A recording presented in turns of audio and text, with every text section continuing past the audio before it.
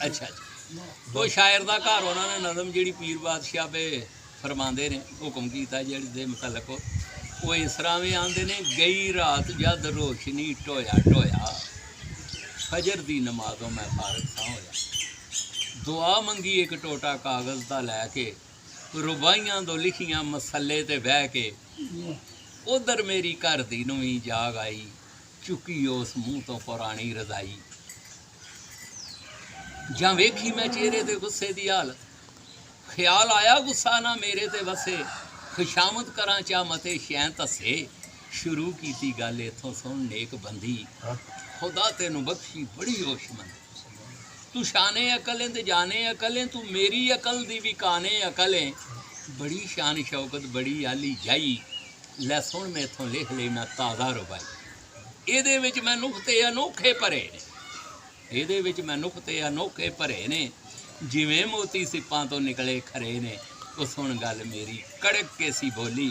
ਜਿਵੇਂ ਮੈਂ ਕਰੁੰਡੀਏ ਦੀ ਕੁਜੀ ਚਾ ਫੋਲੀ ਉਹ ਆਖੇ ਪਰਾਂ ਜਾ ਬਕਾਰੀ ਤੇ ਠਰਕੀ ਰੁਬਾਈਏ ਨਹੀਂ ਕੋਈ ਹਲਵੇ ਤੇ ਬਰਫੀ ਘਰ ਵਿੱਚ ਜਾਣੇ ਮੰਗਦੇ ਰੋ ਰੋ ਕੇ ਟੁੱਕਰ ਮੈਂ ਭੰਨ ਦੇਵਾਂ ਕਿਹੜੀ ਰੁਬਾਈ ਦੀ ਨੁੱਕਰ ਜੇ ਆਖਾਂ ਘਰੇ ਵਿੱਚ ਮਰਚ ਲੂਣ ਮੁੱਕਾ तू आखें खामोश हो नहीं मजमून जे आखा कोई गल का कपड़ा नहीं मेरा तू आखें तैयार हो रहा है एक सेरा जे पढ़ सेरा आवे तो पुछा कमाई उठा कसमान है बड़ी दाद पाई जे आखा किसे बाल पैरी नहीं जुती तू आखें भई मैनू जलसे दी बुती जे आखा कोई गल का कपड़ा नहीं मेरा तू आखें तैयार हो रहा है एक सेरा जे पढ़ सेरा आवे ते पुछा कमाई उठा कसम है बड़ी दाद पाई ते दादा मदादा दा की आ मुनाफा ते दादा मदादा दा की आ मुनाफा ना तामत ना जुती ना कुड़ता ना साफा सी शायरी तो बेहतर जे ढोलक बना दो सारी रात बह के ना कलमा कसा बनांदे ने ढोलक भराई मसली वो खांदे ने रोजी ते घर दी तसली तू लिख लिख के नज़मां ते की खटी खटी तेरा कर्ज मशहूर हटी हटी लोकां का रहन चलिया नित नवियां सौगातां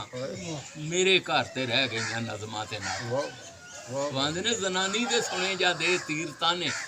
टूटे होश मेरे सेहरे ते गाने नरम गल करके मैं दिता जवाब रानी जी शायरी दा वखरा सा वाह वाह खुदा तेरी किस्मत नू चाह भाग लाया तेनू एक शायर दी घर दी बनाया है शायरी बशर लई कमाल एक नेमत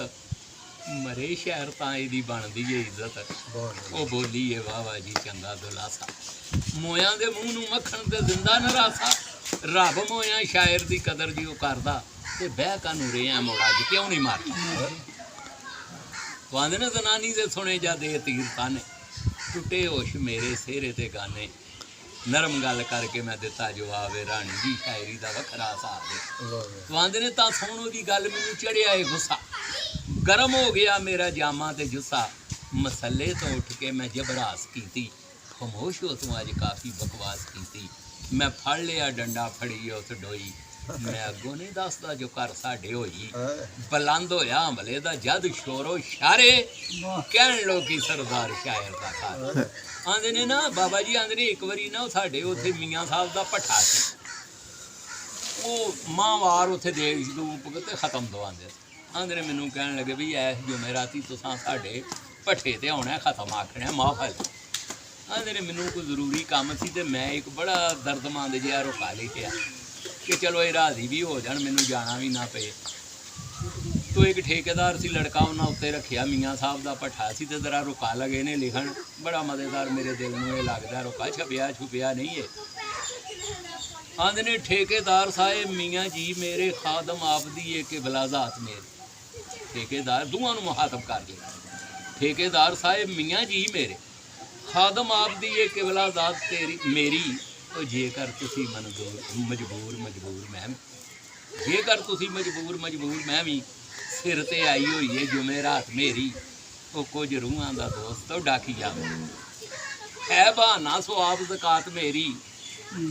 पता नहीं केड़े वेले टुटनी है नफ्सी चस्कियां दी हवालात मेरी जेकर अज मैं होवां शरीक माफर खाली रे चंगेर परात मेरी ਉਹ ਵਿੱਚੋਂ ਹੀ ਰਸੇ ਵਾਂਗ ਮਲਵਾਣਿਆਂ ਦੇ ਉੱਤੋਂ ਫਕਰ ਵਾਲੀ ਗੱਲਬਾਤ ਮੇਰੀ ਕਈ ਵਾਰ ਨੇ ਮੁਨਕਰ ਨਕੀਰ ਆਏ ਸਮਝ ਕਬਰ ਅੰਦਰ ਪਹਿਲੀ ਵਰਾਤ ਮੇਰੀ ਉਹ ਨੀਮ ਜਾਣ ਮੁੜ ਵੇਖ ਕੇ ਪਰਤ ਜਾਂਦੇ ਅੜੀ ਹੋਈ ਏ ਮੌਤ ਹਯਾਤ ਮੇਰੀ ਕੀਤੇ ਇਸ਼ਕ ਮਹਮੂਦ ਨੇ ਕਈਆਂ ਭਲੇ ਪਰ ਹਸਤੀ ਵਾਂਗ ਮੰਦਰ ਸੋਮਨਾਥ ਨੇ ਕੀਤੇ ਇਸ਼ਕ ਮਹਮੂਦ ਨੇ ਕਈਆਂ ਭਲੇ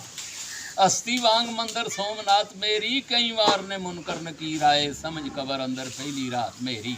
नीम जान मुड़ वेख के परत जाते अड़ी होई है मौत हयात मेरी अल्लाह करे तो थोड़िया दिन अंदर शायद हो जावे मुलाकात मेरी अगों खत्म सरदार को जो लिखता बेकरार कलम दवात वाह जी वाह, क्या बात है, क्या बात है जी, क्या बात है, क्या बात।